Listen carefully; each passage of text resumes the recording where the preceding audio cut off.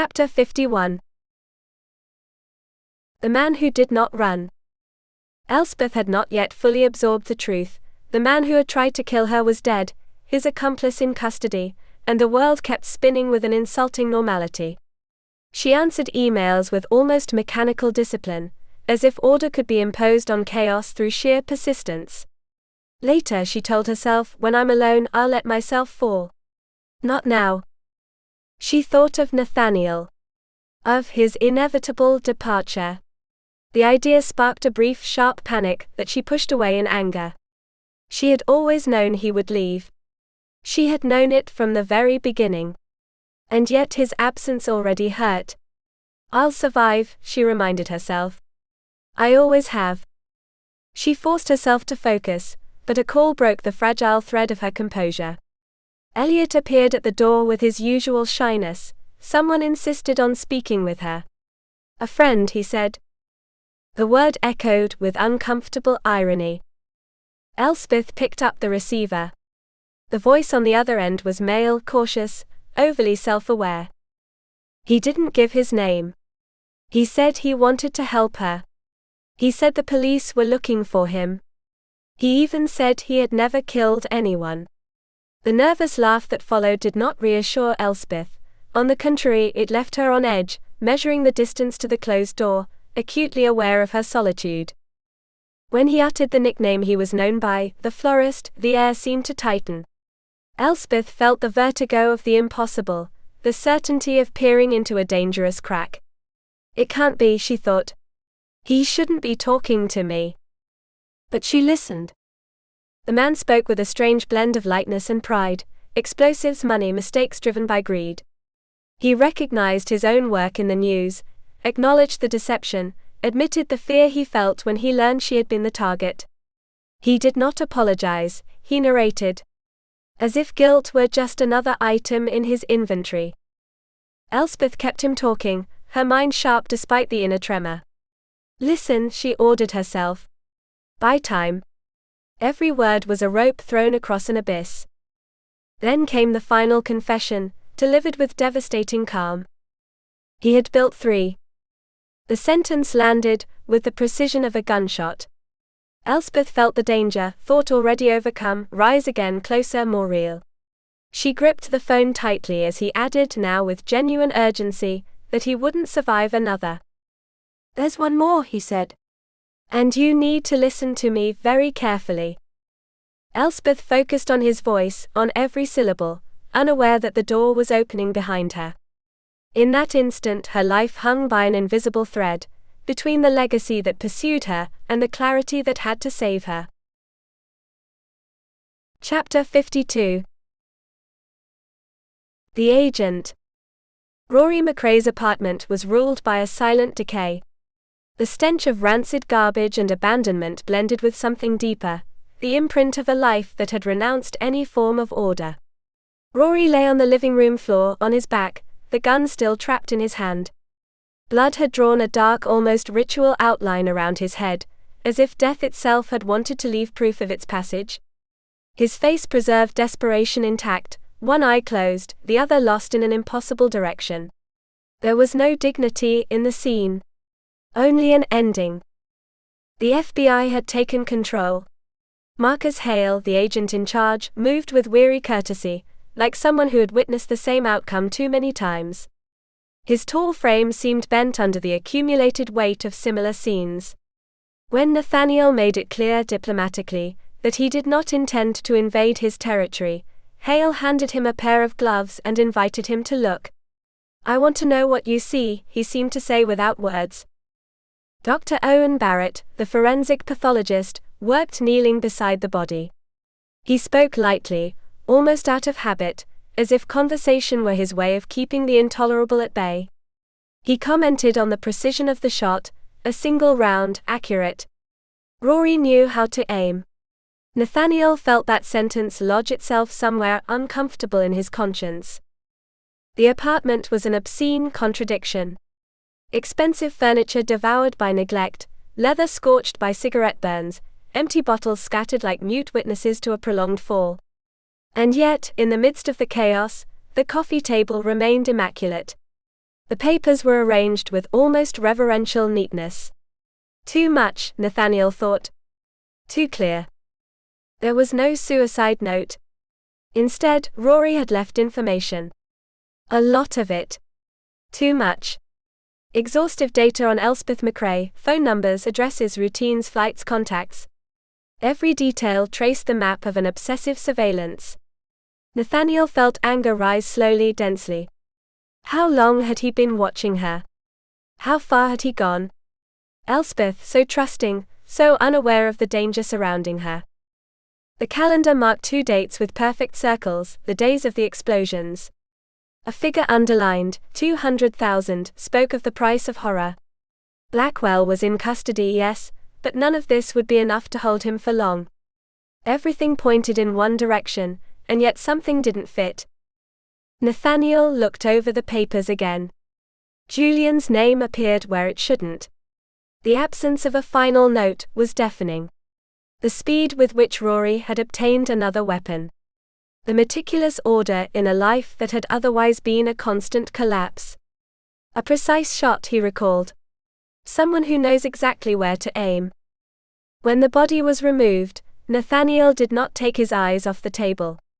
He felt that the collection of evidence, so carefully arranged, was not seeking justice but direction. A narrative prepared to be believed. "I don't like it," he said at last quietly, with the bitter certainty of someone who recognizes a well-crafted deception. "This isn't clean. It's too correct." Hale shrugged, resigned. "Sometimes everything shows up at once." Nathaniel shook his head slowly. Inside him, suspicion solidified with the weight of a dark promise. Real things don't present themselves like this, he thought. When everything fits too well, someone is moving the pieces. And that legacy, made of names, silences and betrayals, had not yet revealed its most dangerous face. Chapter 53. The hospital. Nathaniel had stayed at the crime scene longer than planned. Time had grown dense inside, as if something resisted being named. Now, as he went down the stairs of Rory's building, he thought only of Elspeth. Of seeing her. Of hearing her voice. He called her while walking, telling himself it was only 10 minutes, but he needed that living certainty. Voicemail answered. A small fissure opened in his chest. He closed it at once, disciplined, and called the law firm. They told him Elspeth was on the phone, busy. That was enough to calm him. She's where she needs to be, he told himself, clinging to logic like an old oath. The street boiled with traffic when his phone rang again. Rowan went straight to the point. Henry MacRae had disappeared. Not at the station, not in the car, not at his locked house. He had left in a hurry, the door ajar like a half-spoken confession. Surveillance had been pulled back, an unforgivable mistake, and now everything was gaps. Check the hospital, Nathaniel ordered, with a certainty that was more than professional. Ethan and Eleanor. He hung up with the sense that the board was rearranging itself without asking permission. He already had his keys in hand when he saw Hale sprinting across the street. The agent arrived out of breath, eyes lit by a new piece. "The prints on the calendar belong to Henry MacRae," he said. "Maybe you were right. This smelt staged." As Hale laid out his theory, Nathaniel listened carefully, but also with that inner voice that refuses to be fooled by narratives that are too clean. Rory, the video, Blackwell, the money. Everything fit, and yet it fit too well. Hale sensed it too. He said it out loud. It was easy. Too easy. "I don't think Rory killed himself," Nathaniel said at last. The sentence hung between them, heavy, irrevocable. Hale didn't deny it. Nor did he confirm it. In that family, they both knew, violence was not an exception but an inheritance. Nathaniel got into the car with a persistent unease. Something was slipping away from him. It wasn't evidence nor a name, it was time. The timing, he thought. The moment chosen. That was what didn't add up, what broke the false harmony of the whole. At the first traffic light he called Theodore. The lawyer answered in a whisper, uneasy, as if social decorum could postpone the truth. You can't call later, Nathaniel said with unyielding calm. I need answers now. There was a brief, resigned silence. Theodore stepped outside. I'm missing pieces, Nathaniel went on. And I need you to help me put the story in order. Chronologically. As he spoke, he thought of Elspeth. Of how close danger was to touching her again. And he knew with an old and bitter clarity that this legacy made of silences, betrayals and blood had not yet finished exacting its price. Chapter 54. Danger. Timing was everything. Nathaniel finally understood it, when the phone records from Whitlock and Farlane confirmed what had been throbbing darkly in the back of his intuition for hours. The truth did not free him, it set him on fire. He had been looking and had not seen. The obvious had waited patiently, until he was ready to accept it. He was driving too fast, but he didn't care. Fear was no longer an idea, it was a physical force pushing him toward Elspeth. He pictured her trusting, unaware of the net tightening around her. She had always believed in good faith, even when the legacy of her surname was made of shadows. She's in danger, he thought. And the man stalking her knows exactly where to find her. He took the corner as if fleeing himself, braked hard and ran. He had a single purpose, to see her, to touch her, to make sure she was still there. After that, the world could burn. He burst into the building, and ran into two police officers rushing down the stairs. They didn't need to speak. Their faces had already delivered the verdict. Where is Elspeth? Nathaniel asked, and his voice sounded harsher than he intended. She's disappeared. The words tumbled over one another, the phone off the hook, the bag untouched, the back door, the alarm disabled. Nothing fit except one thing, it hadn't been her decision. A security guard appeared, pale, carrying a gilt heavier than his uniform. He had opened the back door, after hearing a voice on the intercom. He hadn't questioned it. He had trusted it. Nathaniel barely listened. He already knew the whole truth. He was too late. Late again. The honor he had sworn to protect was not enough when the enemy played with time. The FBI is on their way, he heard from far off. Agent Hale says to wait here. But Nathaniel didn't move.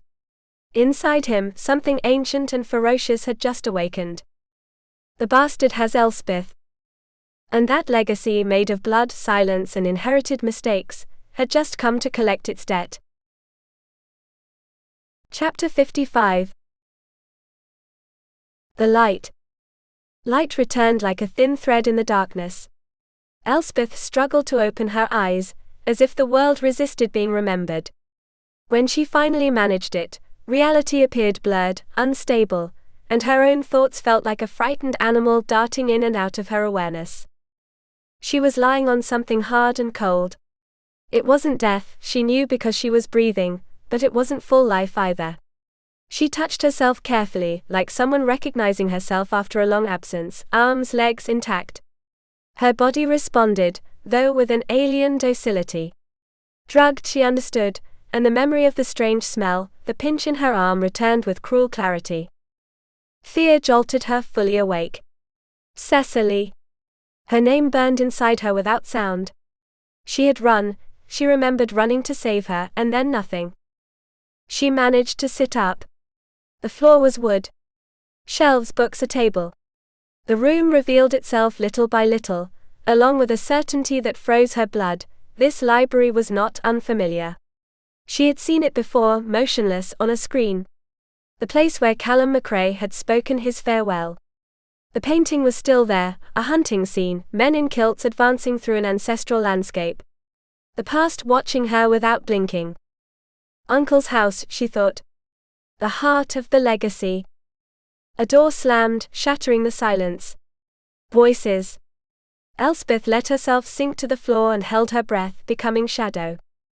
Are you sure you gave her enough? A female voice said. I don't want her waking up too soon. Eleanor. The name lodged in her like a splinter. Elspeth listened, motionless, as betrayal unfolded with an almost domestic lightness. 15 minutes. 20. Dragging a body. The library. Hurry. Everything spoken with a calm that wasn't human but learned. Then came laughter. Contempt. Words distilled from old resentment. The house, the money, the inheritance, the old drunk, the camera. Elspeth understood then that she wasn't hearing an improvised crime, but the confession of an entire life twisted by greed. A legacy can rot too, she thought, and that idea hurt more than the kick she received in the thigh.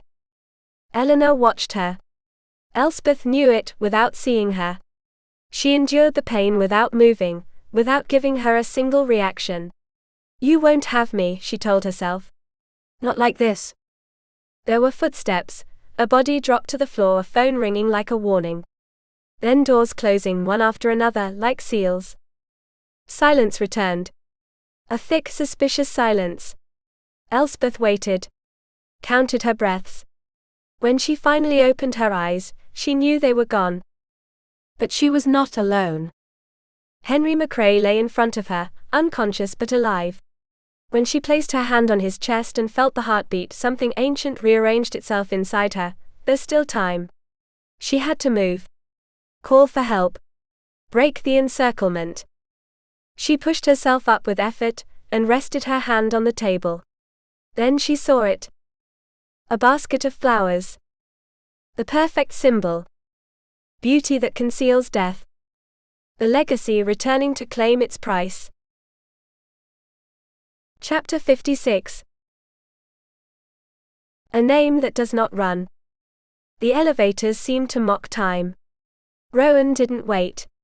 He climbed the stairs 3 at a time, his heart hammering in his chest like a belated warning. When he crossed the doors of the ICU, the smell of disinfectant and defeat hit him full force. I'm late, he thought, not yet knowing for what. He went to the nursing station. 2 women were working behind the counter. Where is Eleanor MacRae? He asked without preamble, showing his badge. Her husband is admitted here. The silence that followed was too eloquent.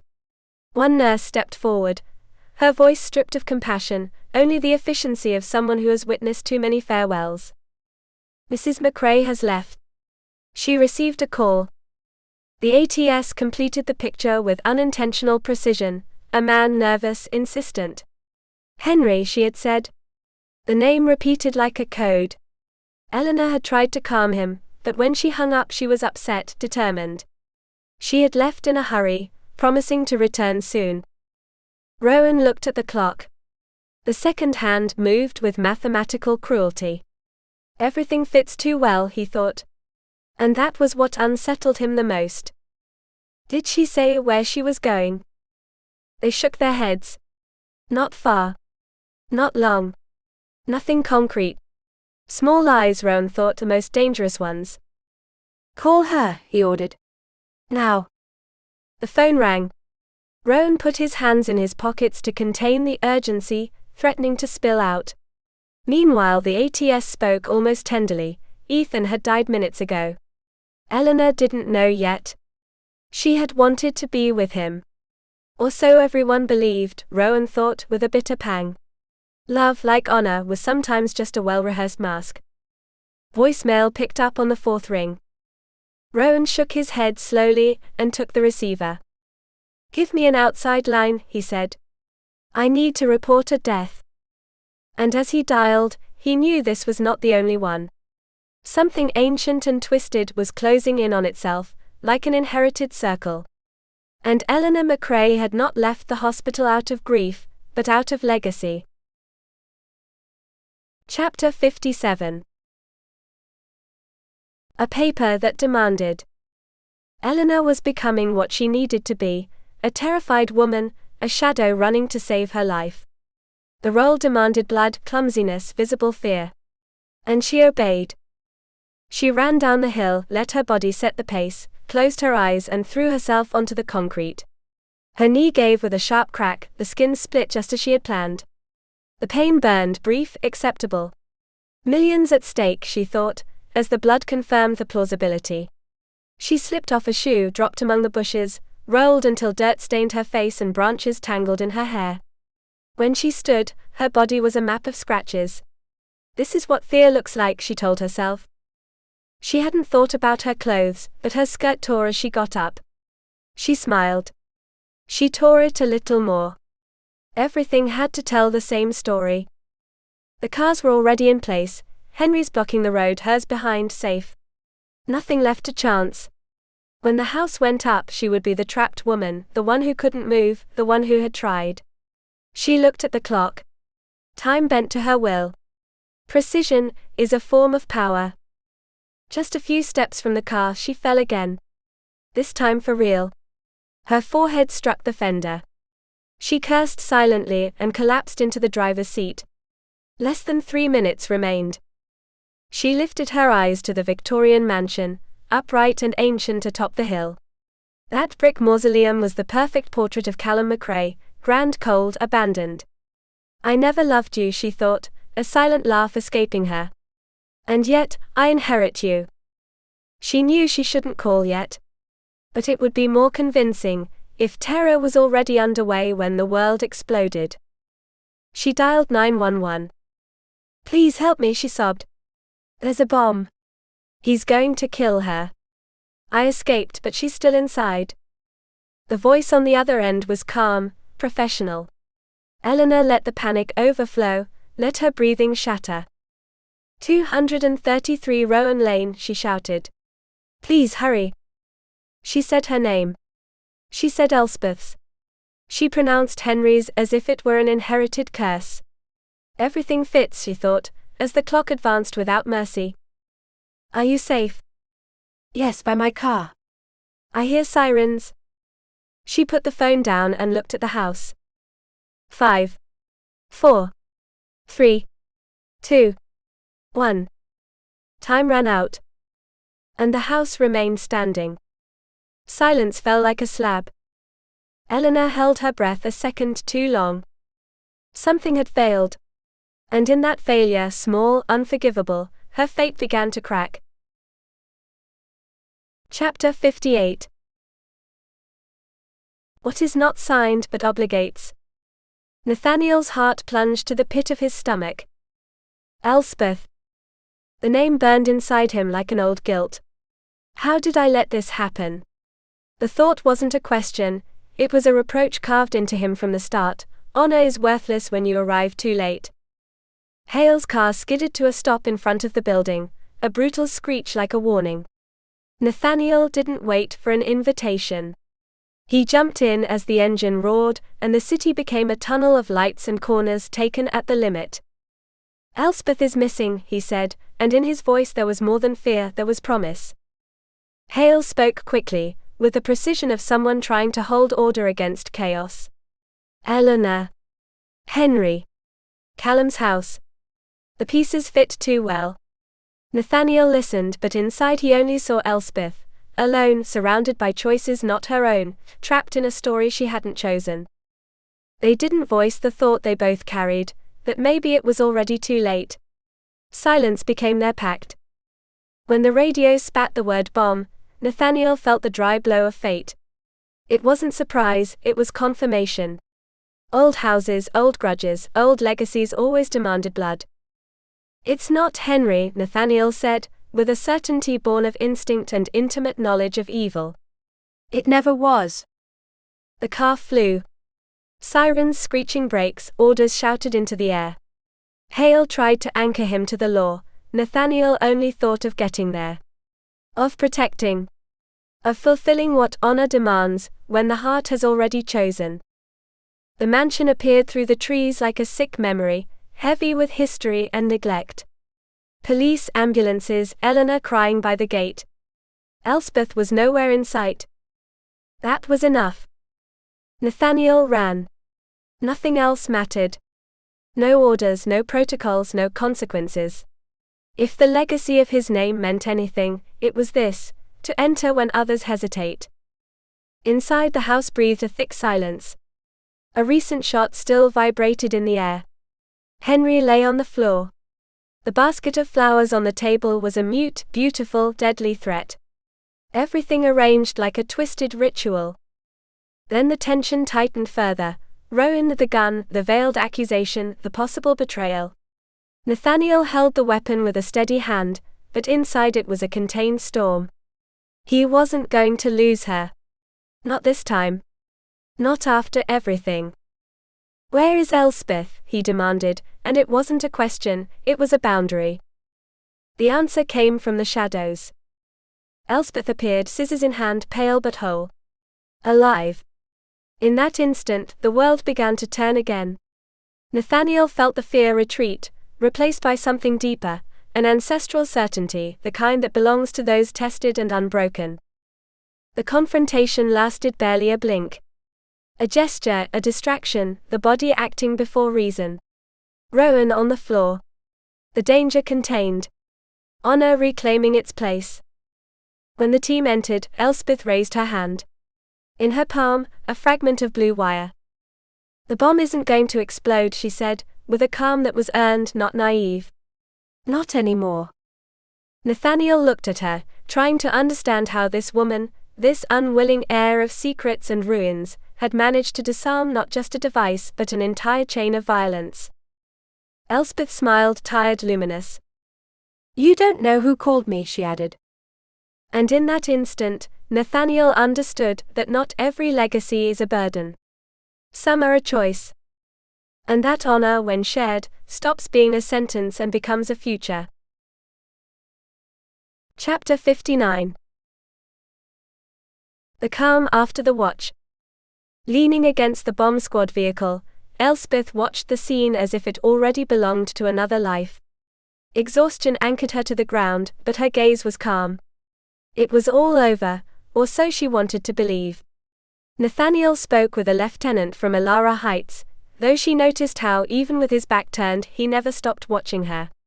"He won't let me go again," she realized, and that certainty moved her more than any promise ever could. They brought Henry out on a stretcher. Still unconscious but alive. Elspeth heard that he would likely recover, and knew that when he awoke, the weight of the handcuffs would be his first real contact with the truth. The MacRae name, so jealously preserved for generations, was finally cracking from within. Legacy isn't what you inherit, she thought, it's what you survive. Cameras waited behind the gate like birds of prey.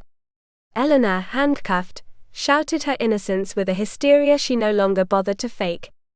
Her shrill voice cut through the air, but it did not inspire compassion, only exhaustion. Elspeth watched without resentment. There was something tragic in seeing her this way, a woman who had confused ambition with destiny. A detective returned with his phone. Elspeth handed it back gratefully, just as Nathaniel appeared at her side. "Have you spoken with Cecily?" "Yes. She's fine." Elspeth smiled, a mixture of relief and a shadow of guilt in that gesture. "And Helena. When Rowan told me Julian had kidnapped Cecily, I didn't hesitate. I've never known how to stay still when someone I love is in danger. I followed him. Then I woke up in the library."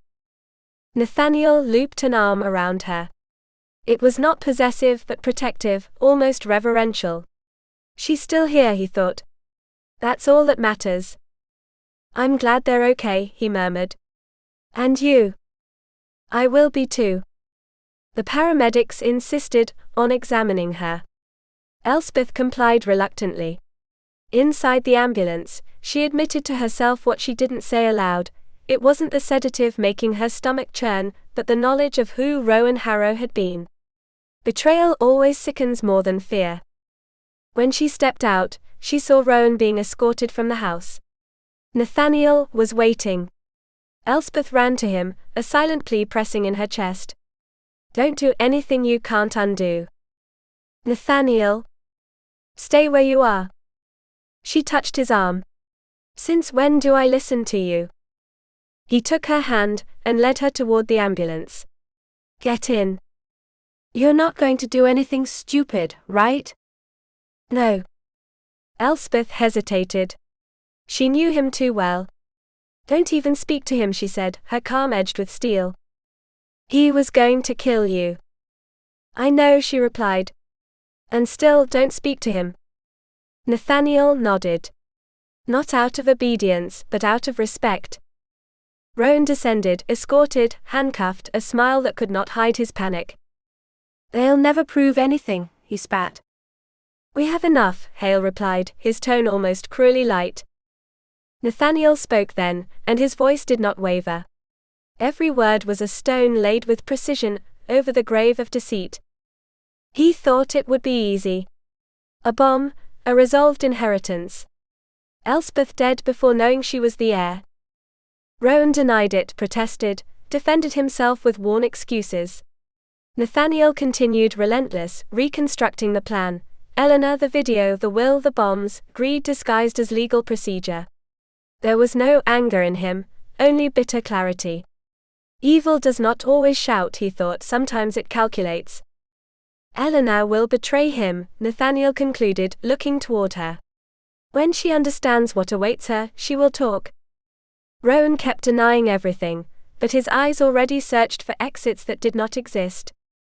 Elspeth watched from a distance. She felt something ancient closing, like a circle finally completing its line. There was no victory in this, only a kind of weary justice. Honor doesn't save, she thought, but it remembers. And in that memory, in having resisted, in having chosen, lay the true legacy. When they pushed her into the back seat of the patrol car, Eleanor lost the last shred of composure. Her voice burst into the night air, rough, desperate, as if shouting could rewrite what had happened. "I didn't do anything. It was all his idea. I'm innocent." The words hung for a moment, bare, irrevocable. Elspeth understood then that there is no betrayal more absolute than the one confessed in screams, when there is nothing left to protect. A lineage breaks in the very act meant to save it, she thought, feeling an old, almost merciful sadness. Nathaniel watched her, without speaking. Inside something loosened at last, not relief, but the certainty that truth, even belatedly, had found its own voice. He barely turned to Elspeth, and for the first time since it had all begun, he smiled without a shadow. "There," he said softly. It was not a phrase of triumph. It was the end of a debt. Chapter 60. Old money, new hands. Elspeth waited in the captain's office, with Hale on one side and Nathaniel on the other, as if both were guarding more than her body, the integrity of what she had chosen to be. Questions fell one after another, meticulous, repeated, almost ritualistic. How did you know which wire to cut? Why wouldn't firing the gun detonate the bomb? She answered with the same contained calm, returning again and again to the florist's voice, to the precise instruction, to the irrevocable gesture of cutting the blue wire and disassembling the mechanism. "I don't know why," she said, and in that not knowing lay a deeper truth she had trusted. Nathaniel watched her in silence, surprised by her composure. He knew, they all knew, that she had had an easy way out, to run to save herself. But Elspeth had not considered leaving Henry behind. Time was pressing, the door was closed, the window a false promise. So she chose to stay. Not out of heroism, Nathaniel thought, but out of a loyalty that does not negotiate. When the questions began to circle back on themselves, he ended the interrogation and led her out. Elspeth accepted the gesture, as one accepts a refuge at the end of a storm that is not yet over. At 7 o'clock, they entered Whitlock and Farlane.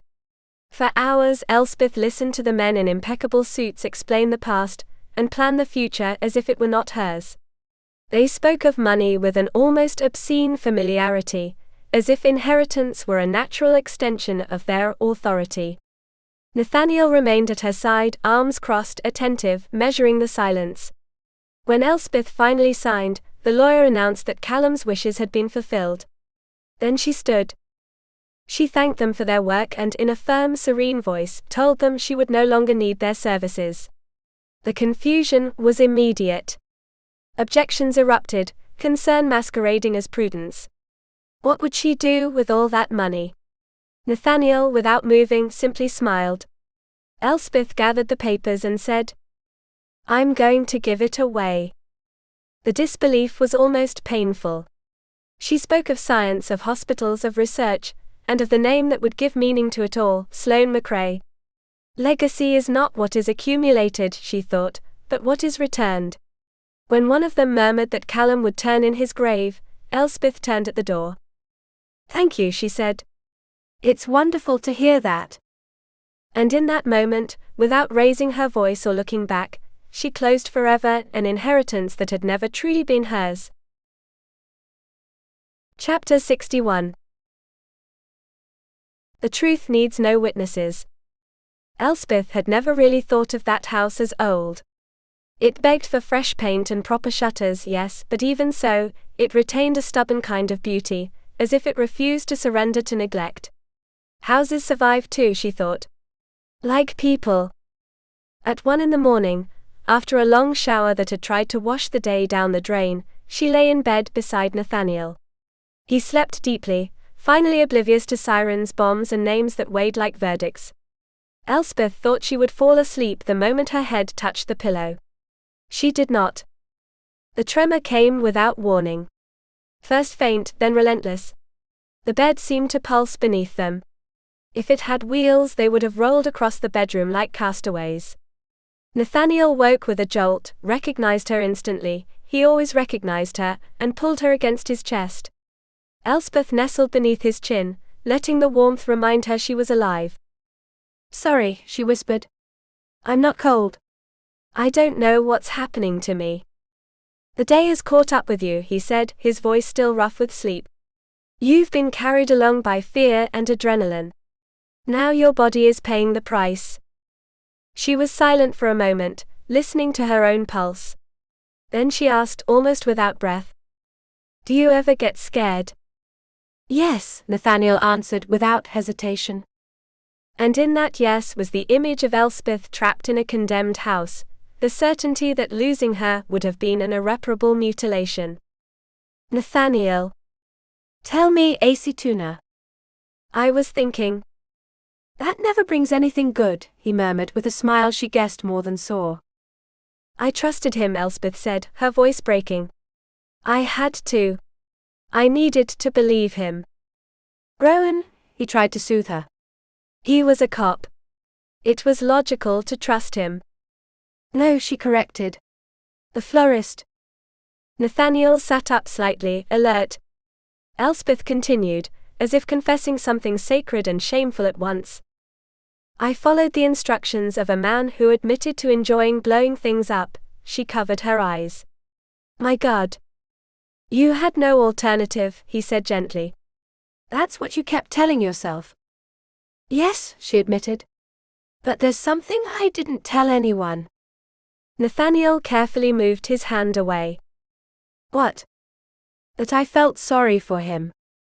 He kissed her on the forehead. "Maybe you're a little crazy." The memory of the blue wire returned like lightning, and with it pure terror. Suddenly, the guilt turned into anger. Elspeth pushed him away when Nathaniel tried to kiss her. "You went into that house knowing it could explode," she snapped. "You could have died. Why did you do something so stupid?" "Because you were inside." Tears filled Elspeth's eyes. "The bomb squad was there." "You were inside," he repeated, firm, immovable. Elspeth nodded, surrendered but not convinced. "You take absurd risks." "You've already told me that," Nathaniel replied. "You, of all people." She shook her head, feigning indignation. "When?" "In Northbridge. After my operation. I woke up, saw you there, and didn't know why I felt okay." Elspeth wanted to interrupt him, but he continued, a smile in his voice. "You always did something to mess with me." "That's not true." "You told Calla Fraser I had joined the Foreign Legion." "Maybe once," she admitted. "And if she believed it, you shouldn't have gone out with her." "I lost many girlfriends because of you," he said, kissing her earlobe. "But the worst." "What?" "Was that you didn't listen. You drove me crazy." Nathaniel yawned, exaggeratedly. "Do you think you'll be able to sleep now?" "After what?" No answer was needed. His body was already over hers, and Elspeth understood with a new and deep calm that some battles are not won by flight or reason but by staying. They did not arrive in our lives empty. They arrived carrying stories they had not lived, fears they did not remember learning, loyalties they had never signed. That was called character, destiny, even love. But at its core, it was memory seeking order. Healing was not erasing that legacy. It was deciding what we do with it. Chapter 62. Learning to delegate the burden. At 10 in the morning, Nathaniel crossed the threshold of Calder's office, still carrying the fatigue in his body, but with a new clarity in his eyes. The chief had him sit without preamble, with that sober impatience of someone who knows that the truth, when it arrives, carries weight. Nathaniel laid his badge and gun on the desk, an old, almost ritualistic gesture, and denied having suspected Harrow. As he spoke, he understood that his resistance had been misunderstood loyalty, an inherited faith hard to break. Calder listened with the patience of a veteran and completed the picture. Harrow's comment about the money refused, the records, the receipts, Cancun. The pieces fell together, with the cold inevitability of law. Eleanor and Rowan, the betrayal did not shout, it whispered. Blackwell was freed for lack of evidence. Justice sometimes also knows how to keep silent. When the case was concluded, Calder shifted his tone. He spoke of retirement, of the landscape he did not plan to leave, of fishing and the non-existent traffic. Nathaniel nodded, thinking of Northbridge as if it were a past life.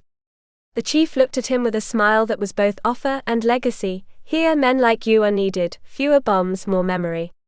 He mentioned Elspeth, already transformed into a rumor and a promise of the city. Nathaniel responded with a brief, deep certainty, yes, she is, knowing that some people carry a destiny that is not investigated, it is protected. Calder asked if 6 months would be enough. In the air lingered both an invitation and an honor to inherit. Chapter 63. The word that turns love into legacy. Nathaniel was already gone when Elspeth woke to the sharp slam of the door and the roar of the engine. Fury rose in her like an ancient tide, not a word, not a gesture.